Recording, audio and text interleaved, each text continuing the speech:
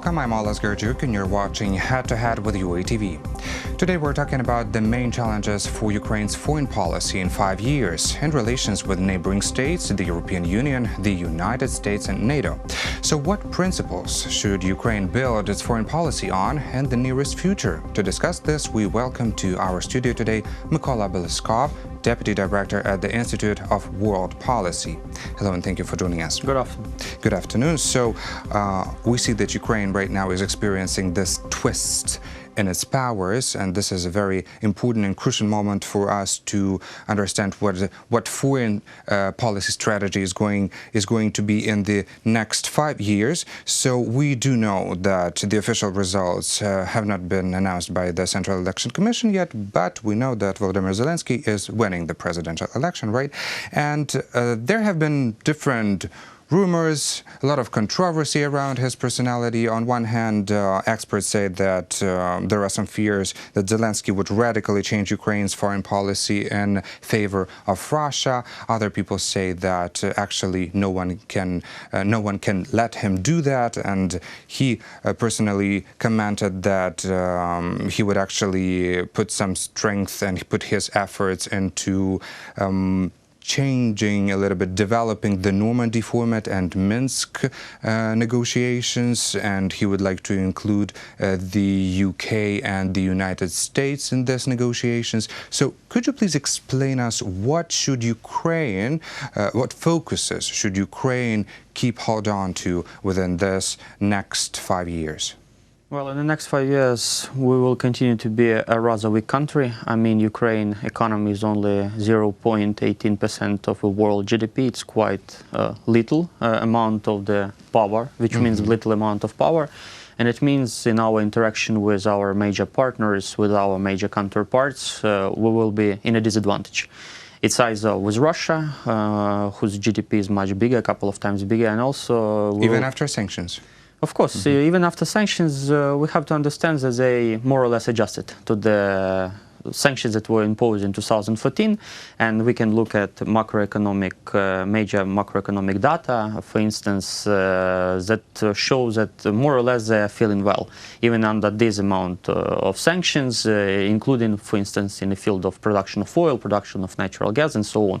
For instance, their gold, their exchange reserves, they are now at the level that was back in February 2014, so they recovered largely. So first of all, we will be again a rather weak country, dealing with our major counterparts, which means that we will be dealing from the weak hand point. So we're going to be beggars in the next 5 years. We won't be beggars, but for instance, in our cooperation with IMF, which will be very important for the next president, because we are going to pay back more than $10 billion, and this and the next year. You mean the state debt? Yes, and without IMF assistance, we won't be able to do it, despite the fact that we increased our own reserves. But on the other hand, as we know, IMF is requiring to increase, not to decrease, the price of gas. And it will be a major, I think, one of the major, most important decisions for Volodymyr Zelensky in his presidency, whether to continue cooperation with the IMF on the one hand, which is very important, which is a crucial element for us to uphold this level of macroeconomic stability, or to lose the major part of support, electoral support, because it's fair to say that majority people who voted for Zelensky, they anticipate from him the decrease for the prices of communal services. So it will be one of the major problems for him, and as we are a rather weak country, so we will have to comply with IMF requirements or face major negative repercussions. So it's one of the examples when we are not beggars, but as we are relatively weak, we need to make some difficult decisions. So you think that the population, the voters, the Zelensky supporters will put responsibility on him? Of course, for this? If you look at for the decisions and obligations of the current government. Well, current government is going to take backstage. They're going to relinquish their powers, first presidential administrations and this Verkhovna Rada, and in the next year I think voters will look for this next president, and they will ask him whether he met those requirements, demands explicitly or implicitly stated during the campaign or not. So they will, I think, they will assess him rather negatively if he is not going to decrease those prices. Well, on the other hand, if Zelensky will stop cooperation with the IMF, Ukraine will lose its attractiveness among investors completely. And if you are saying that the forecast for the nearest 5 years is that Ukraine is going to be a weak state, then I think we cannot face such a big financial and economic risk in terms of losing our main creditor, the International Monetary Fund. Okay, let's come back to our topic about the international affairs, about foreign policy. So, among the biggest fails of the previous year, 2018, we had Ukraine-Hungary relations after this educational reform, educational law scandal about the national minorities. So mainly Hungary has been opposing this change in Ukraine, but also there was a lot of drama. I mean, the dialogue included Romania, Bulgaria, and Greece. Another aspect is Nord Stream 2 gas pipeline and the escalation of the situation in the Kerch Strait. So these are the biggest fails, according to Ukrainian PRISM think tank. What should we do within this next 5 years in order to somehow change the situation, shift it from this kind of stumbling block point? Well, if you look at the situation with Hungary, because it's one of the most important, one of the most urgent, because situation with Romania or Poland is not that important one. I think it's not that sharp. I think it's also important for us to look at from this perspective. I mean, what we can get really from making concessions. For instance, if we are really going to make those concessions that Budapest is anticipating, what we really should we and what we get really. We can get the Commission of Ukraine-NATO function, but it's much more important for Ukraine is not the function of this Commission, but the implementation in practice of the yearly program between Ukraine and NATO and a strategic defense bulletin. So I don't think that now for Ukraine in such an urgency to make those concessions, because really we are not going to get back much really in return. Yes, if we have a situation when a membership action plan was in question and we really had major chances to get those membership action plans, then yes, it will be a major issue for Ukraine and we need to think hard. So I don't think that now situation in our relation with Hungary requires to make those hard compromises, because really we are not going to get those things of substance for Ukraine, because the holding of the meetings of this Ukraine-NATO Commission, it's not that important, really, if we look. If we look at the situation with the Nord Stream 2, yes, that's much more important issue for Ukraine, and now thanks to the European Parliament, the EU in general, and thanks for the Denmark, we have much more time. Yeah, let's just remind the audience that Denmark is the only obstacle for this gas pipeline to be constructed right now, because Denmark is the only country that hasn't given any permission to build the pipes, when Finland, Sweden and Germany, they actually have permitted to do this, but the deadline is 2020. I don't think that even in 2020, even if it's constructed, it will function in full capacity. I mean, 55 billion is of cubic meters. It won't function. But we should fear also, because should we concentrate on the dialogue with Denmark? So we should concentrate not on the dialogue on Denmark, because Denmark did everything they can do for us. Now it's time for a meaningful dialogue with Germany and with the European Commission. So because it's important for Ukraine that, for instance, Nord Stream 2 is not going to function under its full capacity. If it's going to function under full capacity, yes, the prospects of our gas transit system are rather dim.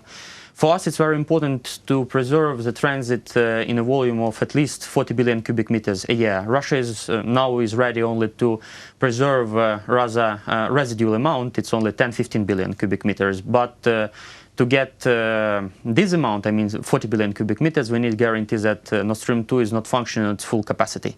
So we need dialogue with Germany, we need dialogue with those private entities, I mean major energy companies that are going to import gas through this pipeline. So we have time, it's rather till mid-2020s.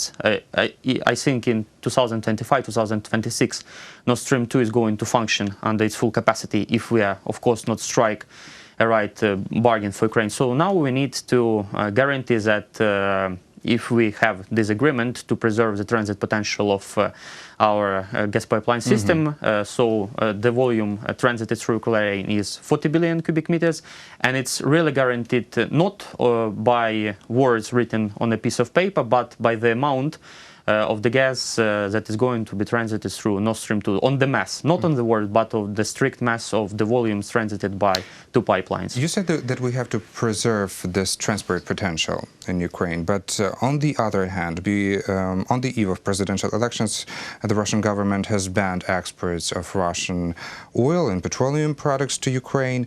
What does this mean? Is this about the whole oil basically exported to Ukraine, or does this involve the amounts, the quantities of supplies that are being exported to the European Union through our pipelines, or is this only for the use of Ukraine?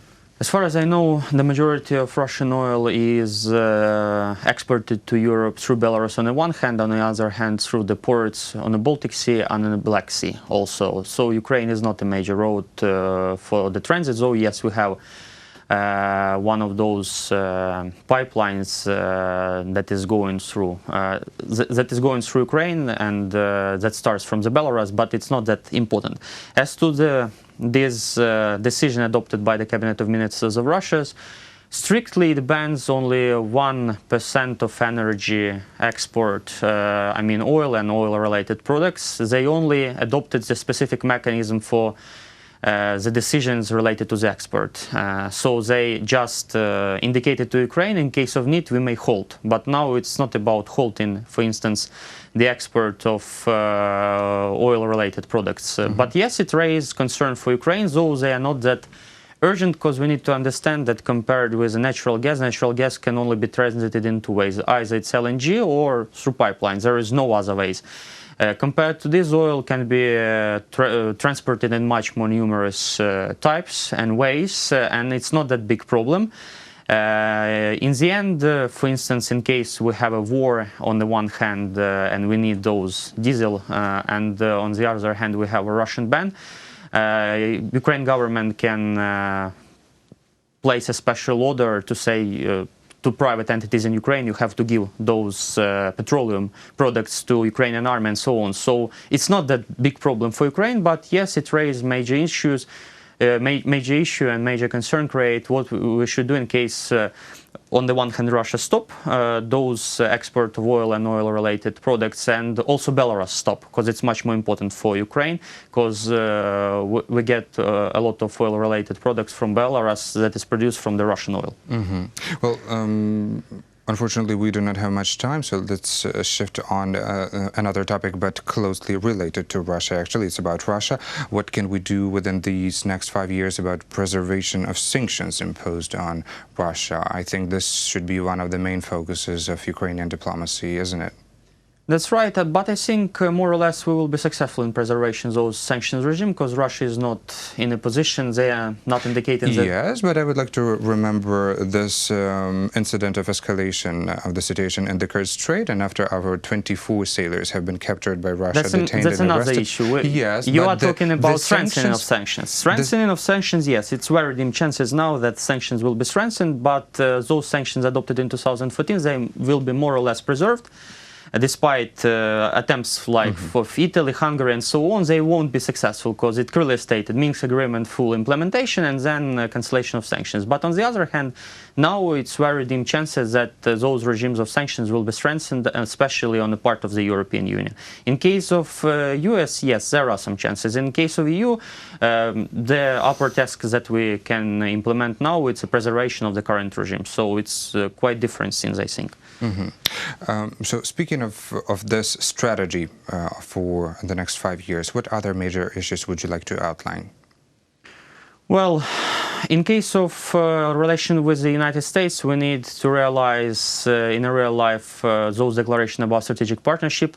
In case of NATO, we need to decide when and where and under what conditions we are going to ask about membership action plan.